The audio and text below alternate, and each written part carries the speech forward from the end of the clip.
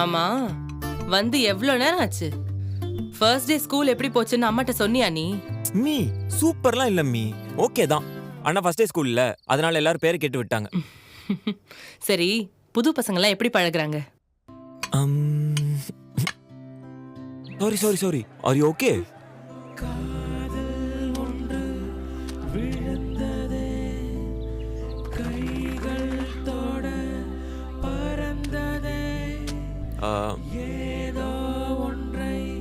டேய், உன்னதானே கேக்குறேன்.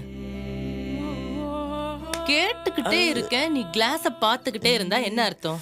மீ இன்னும் பேசல மீ. பேசலையா?